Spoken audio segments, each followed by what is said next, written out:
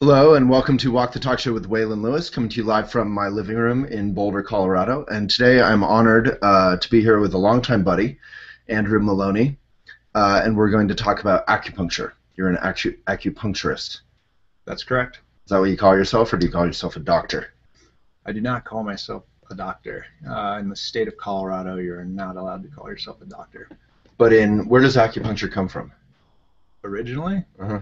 China. China. So there, would they call themselves doctors or no? They do. Yeah. They're That's allowed interesting. to use the term doctor. Yeah. I'd like to consider myself a master of my medicine. Yeah. So we'll talk about the training. We'll talk about the history and some maybe more modern current issues or controversies and questions around acupuncture and my personal path and relationship with it. We begin these conversations if, as a viewer, you'd like to join us with a bow and a moment of silence or prayer or meditation. So if you're watching this, you can just take a good posture. You can join Andrew. Your posture is pretty good, but you can sit up Okay. Yep. if you like. So kind of ground your tush in the earth. This is just the Buddhist practice of meditation. We're going to begin with a couple hours of this, just about 30 seconds, really. So we begin the meditation with a bow. As a viewer, this is just a bow of mutual respect for Andrew and what he's going to be sharing with us, and also you're touching in with your own mission in your own life to be a benefit in your own way.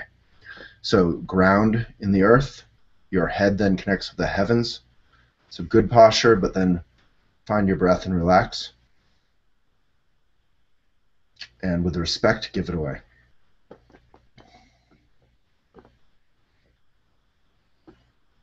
Then the meditation part, and this is something you can practice at home. It's very easy. Anyone can do it. Doesn't matter if you're a Christian or Muslim or atheist. It's just simply training our minds to connect with the present moment. So as a sort of stand-in for the present moment, we use our breath, which is almost invisible, is not really solid. So just find your breath in and out and place your attention on it as it goes in and out.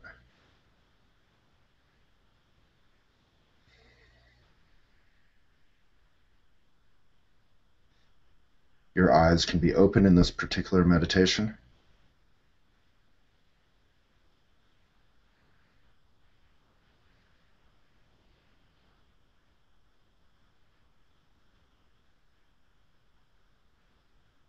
And then the practice of this meditation is when you notice yourself thinking about the future, about lunch, about the past, about an argument, good or bad, happy or sad, doesn't matter. You just label it thinking silently to yourself. You say, oh, I'm thinking, and return your attention to your out breath.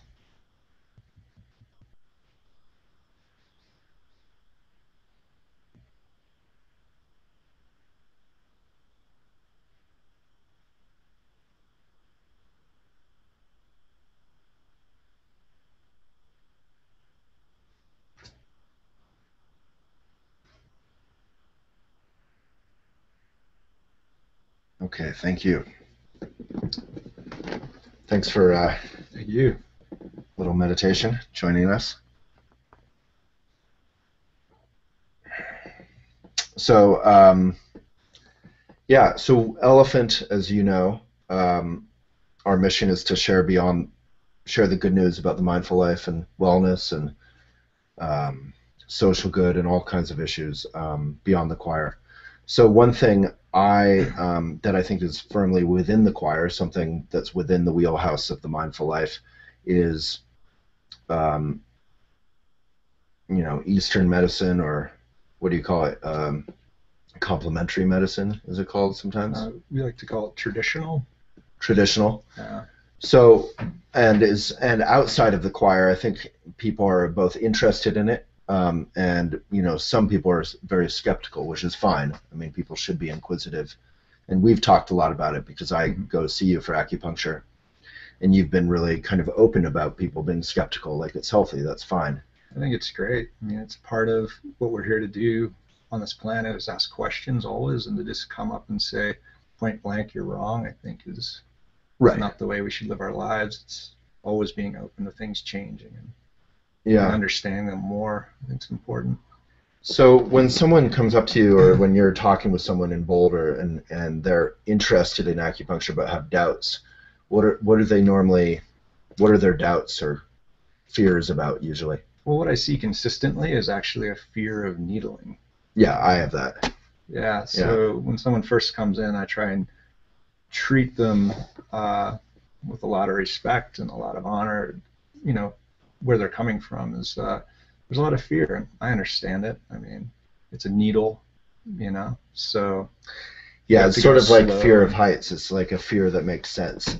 Yeah, We don't want it's real. things stuck into us generally. Definitely. Yeah. And it's interesting that we should get to that, because I think in your case you had a little trepidation, and just within the last month I've had 3 patients like that. And in each case they came in with a lot of fear, but they left really happy, and I've treated them since. And what got them really past? well. It's interesting that they what gets people past that fear, like not just the experience of being with you, but like into the room, like what gets them in the door. Yeah, to be like, well, I'll try this. Generally the people who get them in the door are their own family or a good friend. Or an injury. Well, they're course, inspired by not feeling good. Yeah, so let's say there's a shoulder injury and it's not getting better, and then they talk to a friend about it, and the friend's like, you should go get acupuncture, and but they're like, oh, I fear these needles, but then they convince them to at least try it once, and then yeah, and the results are great, and it's not as bad as they thought it would be. Yeah. So yeah, I mean, I've known you for, I'm not actually totally sure, like 10 years probably. Yeah, about Elephant's 10 years. Been around for 12. At least 10 years. Yeah. I knew you when it was still in print. So yeah. Long time. So, and I saw you like 10 years ago for acupuncture, I think. Yeah, I think we did at least once. One session. Yeah, I remember because of the cups. Yeah. So acupuncture isn't just needles. What are the different things that you employ? We use acupuncture needles. We use moxibustion therapy, it's like burning incense. Oh, right. And with that, the idea is you warm the area, and it's actually been shown to increase red and white blood cells in the area, so it kind of potentiates healing. So you're putting the heat close to the body. Yeah, you did that with me once, I think. Yeah, you put it close to the skin surface and warm the area. You can also do it with something we call thread moxa, where you apply it directly to the skin. You don't let it burn all the way down, but they should feel a sensation of heat at the point. So you're not just waving the incense in the air and. No, it's not like smudging. Yeah. All respect to the smudgers out there, but. Yeah. There's something to smudging, but this is a different process. Yeah. Yeah. No, in Buddhism I grew up in the Buddhist tradition, and we have it's not smudging, but there's purification ceremonies, and you use burning juniper smoke, and you do some sort of aspiration chant during it. Anyway, and then there's cupping as well. Yeah, with cupping, you're basically creating a vacuum in a cup. I mean, you can imagine an any-day cup, like an everyday tumbler, is used sometimes, and the oxygen is removed from the cup either with fire or by a pump action. There's cups that I use that are designed to be vacuumed. And that's my favorite thing, because it doesn't hurt. It hurts sometimes when you move it across the skin for the fascia. To loosen up the fascia below the skin. Yeah. But it hurts in a good way, like massage does. Yeah. I love it. I sometimes call it Rolfing in reverse, which I don't know how Rolfers will feel about that, but I feel like rather than Rolfer pressing in, I'm actually pulling up, and we're working in similar areas. So yeah, I love that. It's good stuff. And is that it for the basic tools? Well, in my practice, I use a lot of herbal medicine as well. Oh, right, of course. Yeah, I love herbal medicine. You have like a whole wall of herbs. Yeah. Yeah. I use both raw and concentrated herbs, and it's a big part of my practice. It's a lot of what I studied in Taiwan, and I really, really love herbalism. Yeah. And you also use on the other more modern end, you use the electrical stimulation stuff. Yeah, with kneeling, if we're dealing with musculoskeletal pain, I almost always use e-stim. Right. Yeah. So what is e-stim? What is e-stim? I mean, essentially we're taking an electrical current. Stim or stem? Stimulation. Like stim. Yeah, Oh, it's okay. short for stimulation. So yeah, it's an electrical current. You know, you have a positive and a negative lead. You attach it at either end of a painful area, you know, maybe a muscle that's in spasm, and then you send a current through it. And it's really safe. It's a 9-volt battery running the machine. It's not like you're plugged into a wall, and Right. feels quite good. And I think in some ways, actually, it leads people into more relaxation. I mean, I've seen that for myself and for my patients. Yeah, for me, like the experience of stim is like sort of like a targeted, those old sharper image massage chairs you sit in, and Yeah, they right. like kind of bounce you around, you know, and they relax your muscles because your muscles are kind of engaging and relaxing and engaging and relaxing. Yeah, Is that sort of the idea? I mean, it's yeah. When we're doing it, we call it muscle vesiculation, and so the muscle spasms, you know, Uh-huh. at a high rate. And And it doesn't spasm like in a bad way. It just no, goes it's just at a high rate. It's almost like you described. You know, it's like a shaking. right. Vesiculating muscle is as it vesiculates, it starts to relax. It's quite effective. So the idea is that you're kind of almost tiring out the muscle Yeah, is like frozen. It's we're stiff. we're That's kind of what gives us creating pain. fatigue, which gets it Right. beyond the spasm. Right. So it's fatigued. A lot of times when people leave my clinic, I'll ask them, I'll say, how do you feel? And they'll say, well, I feel like I just did a huge workout with that muscle. I'm like, that's great Mm. because that means the muscles let go of that state of being in spasm. So that to me means we're doing a good thing. Yeah, Yeah. so I came to you, or we came to each other like a year or so ago after the Boulder floods, and I had been volunteering in the flood and also dealing with my own house being flooded and digging for a week. And I've always been in relatively good shape and haven't had injuries. You know, I don't ski or anything, so I haven't had like broken bones or anything. Mm-hmm. So it was kind of a new experience for me at the end of that week. I woke up one morning, I hadn't stretched or anything. I just started volunteering immediately again, and I was helping a neighbor move wet, muddy hay bales. And I hadn't. I think I was even still in my like boxers or whatever, and my back just spasmed and kind of the muscles just froze or something. Mm-hmm. And so a lot of us, that's the experience of a lot of us, right? Our muscles immediately try and do something to keep us safe, Mm-hmm. right? Like it's Yeah. actually good, I mean, usually it's protective to some right? degree. It They're doesn't like let you go any holding the further. situation. Yeah.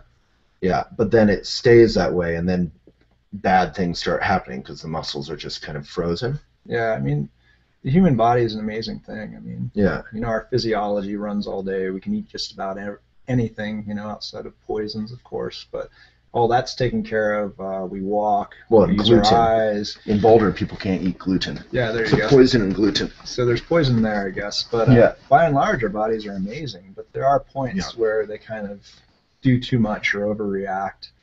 And I think that's a great example for where Chinese medicine can step in because you don't need to go to, you know, a big intervention. You know, you're not going to go in there and get surgery to relax that muscle. You can try massage. Hmm. You know, you can come to me and get some acupuncture, and that can help release that. Right. Or So, yoga or yeah, hot tub or whatever.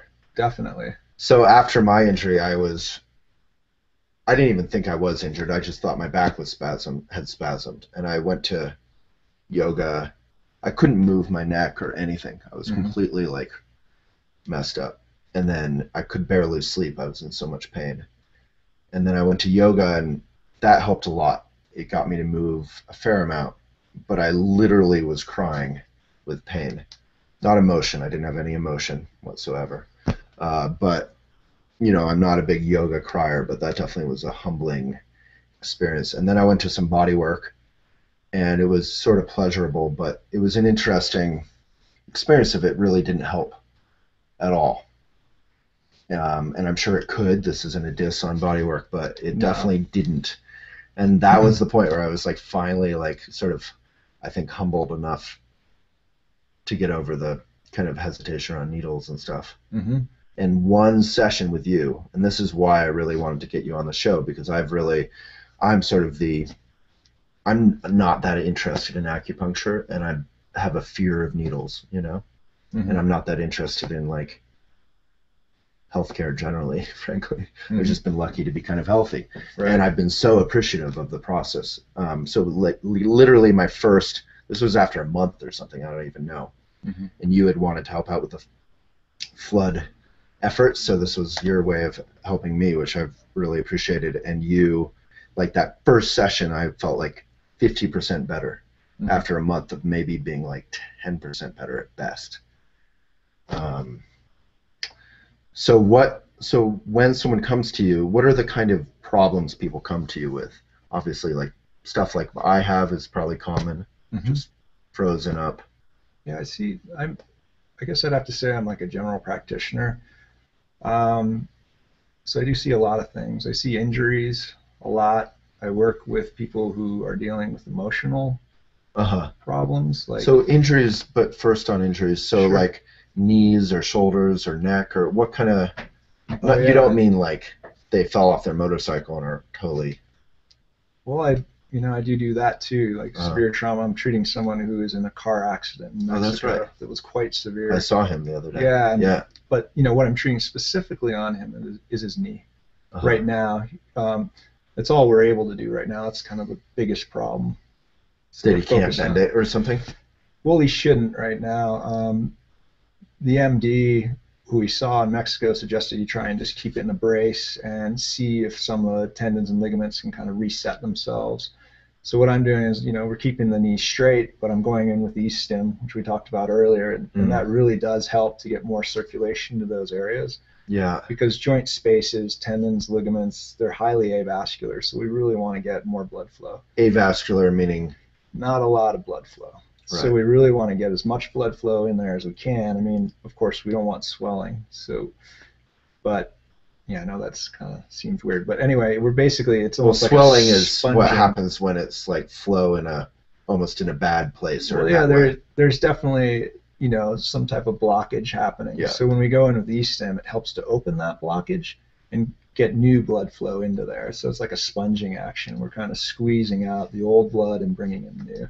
Plus, I do manual therapy with them, which means I'm doing something like massage to kind of help the blood flow back up the leg, because in those cases you'll get a lot of edema, maybe down by the ankle. What's that? It's just swelling due to lack of flow. Right. So everything kind of pools at the bottom. Right. So you get fluids and you get blood, and you just got to push it back up. And without acupuncture or something, it just kind of gets frozen. That's sort of what had happened to me. Nothing was happening. I guess that's what I was getting to earlier about the body. It does so many amazing things, but sometimes it gets in its own way. Yeah. So that's when you got to come in and kind of help it along. Mm-hmm. I think for the most part, what I'm doing is helping people to heal their body. I'm not necessarily healing it. It's not the action that's happening. You're helping the body to heal itself. You're like clearing out the pipes or something so it can just flow again. Yeah, and do what it needs to do. I'm getting it out of its own way, essentially. So circulation is a pretty big thing. Like I have a chronic kind of from working on the computer all the time. My neck is super tight, as you know. Yeah. And my shoulders are tight because of that, I think. And sometimes I spasm in my back. And then the circulation, you just get it into those frozen places. And then as I do with yoga, I joke like I'm like 5 years younger. Like after a yoga class and versus before, and even mentally. Yeah. When I go into yoga or acupuncture, and then I come out and I'm like, you feel less kind of grumpy and I mean, that's a big part of what we're trying to do. We're trying to help your body to help itself, and with that, it provides you with more energy, because if you're in pain, it's like you're walking around with a backpack on. Something heavy. Yeah. You remove the backpack, the energy comes from that. And that's why, as we'll get into later, that's why I don't really see acupuncture as a big sort of controversial issue from a health point of view. Is it, there's been studies versus the placebo effect, or there's cynics or the myth debunker people, saying acupuncture is a hoax from a Western point of view, because it definitely increases circulation. It definitely can be targeted. And the difference between when I walk in and I walk out is radically different for myself personally. And like in Buddhism, which isn't a big believer in belief, Buddhism says, if you can't experience it, don't worry about it. You don't need to have blind faith.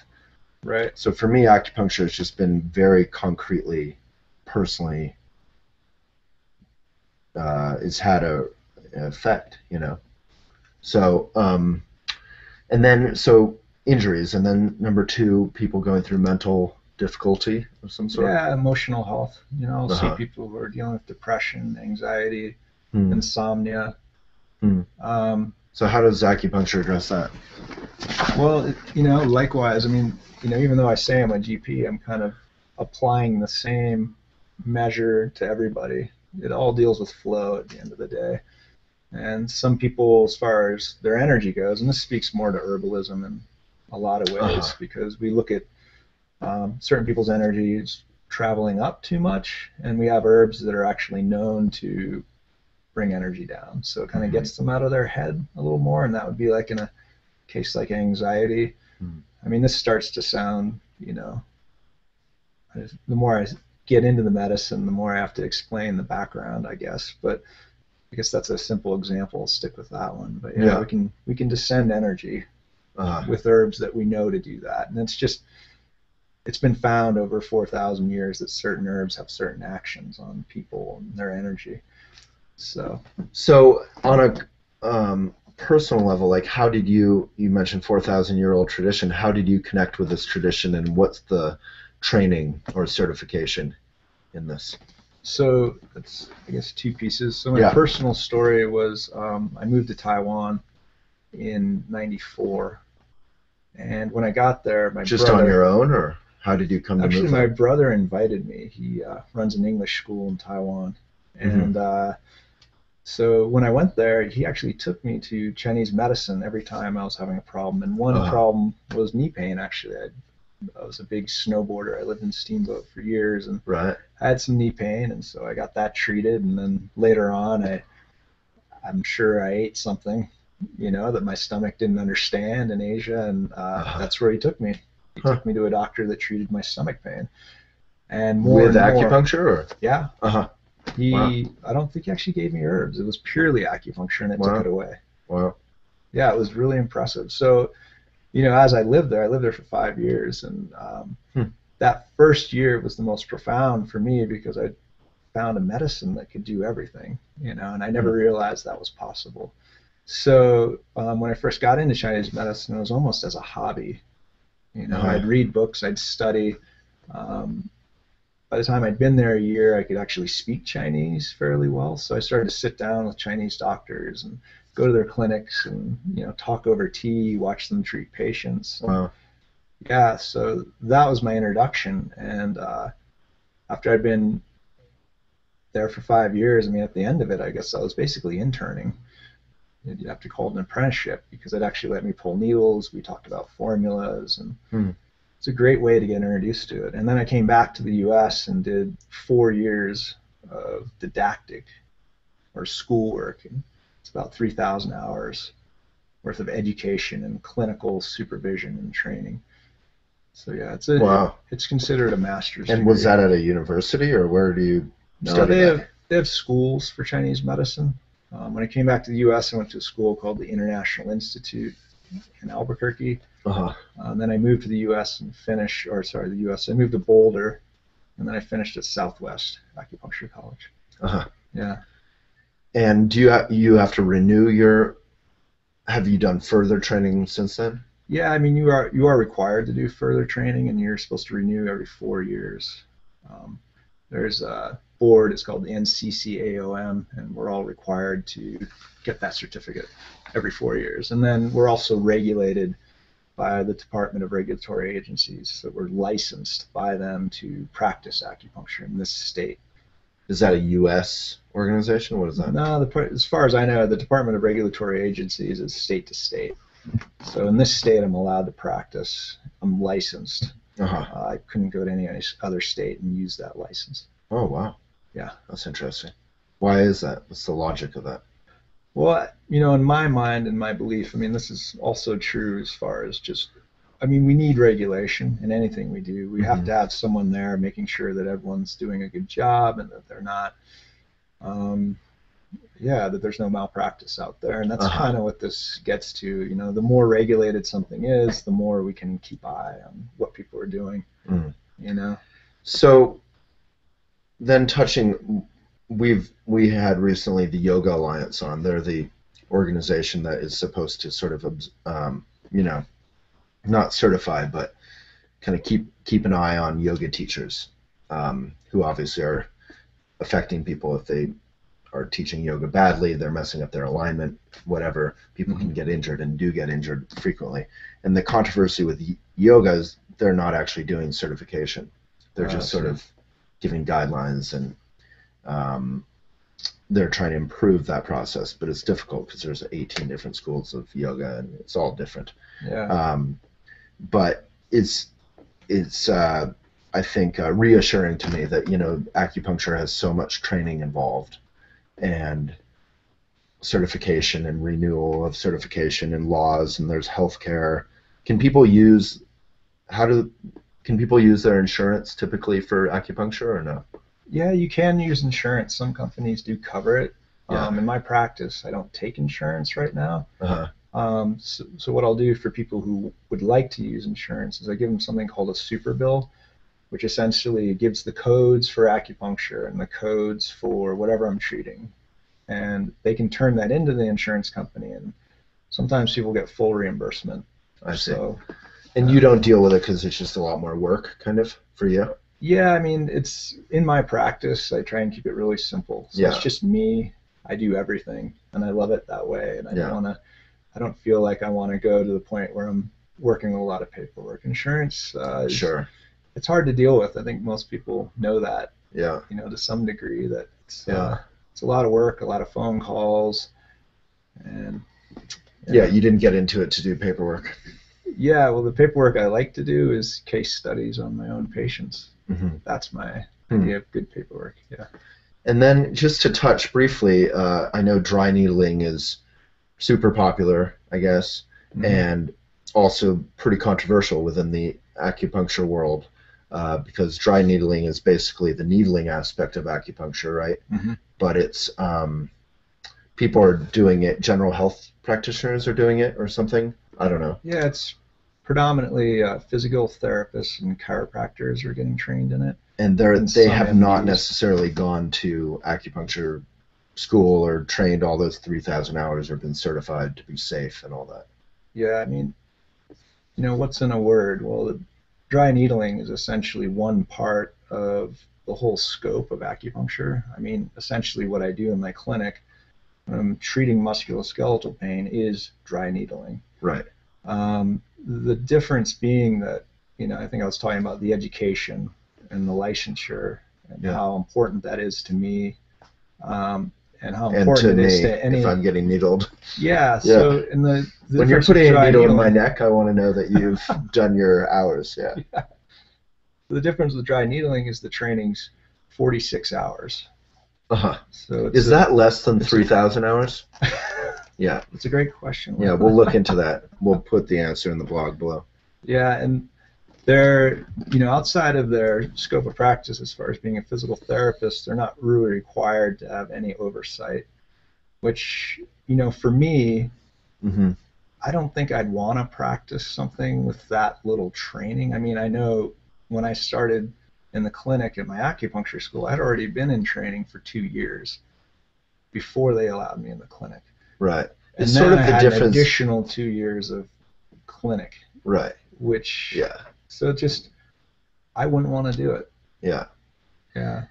And then, why is it so popular, dry needling? Because it sounds more kind of modern or something? I mean, this is unfortunate. I hate to talk about myself in this way, but there's kind of a hierarchy, you know, and it starts here. There's MDs, physical therapists, chiropractors, and then acupuncturists, and even below us are massage therapists, as far as people looking at us as a profession that they can trust and honor.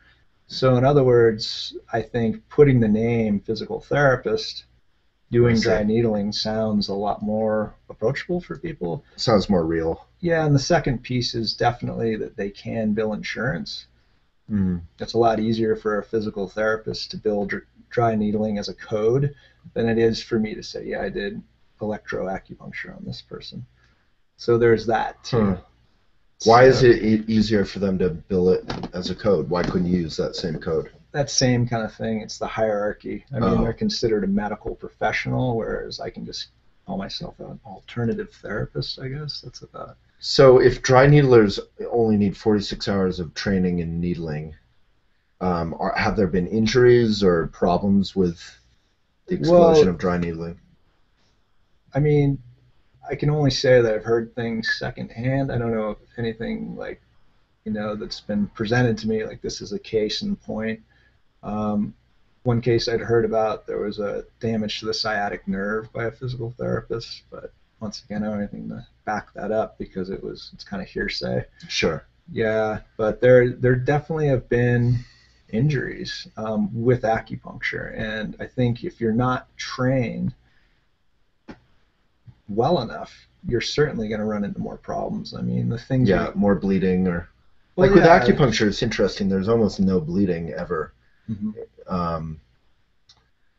And dry needling has a reputation. A friend of mine is doing dry needling of being super painful, but kind of in a macho way. Like people are like, yeah, it's like getting tattooed or something. Yeah, I really don't believe it's necessary to create a lot of pain to create a lot of healing. Yeah. Yeah, I think it's I'm like with you on that. Maybe it's a macho thing. Like I can go in and. Right. Yeah, I don't know.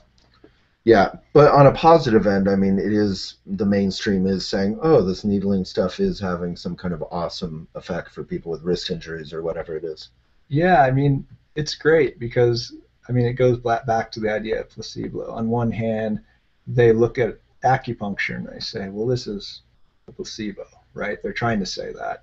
But on the other hand, they introduce dry needling, right, which is part of my scope, and say that this works really well. So Western medicine can practice dry needling and say, oh, this is great, but acupuncture doesn't help with pain. That's what they're trying to convince us. It's kind of like cultural appropriation. It's like we, we're in Boulder where obviously Native Americans used to live, and on the one hand we said their culture was backward and horrible and all this stuff, and we wiped them out, kind of genocide. And then on the other hand we like to wear headdresses and run around and do smudging and, appropriate the stuff we like.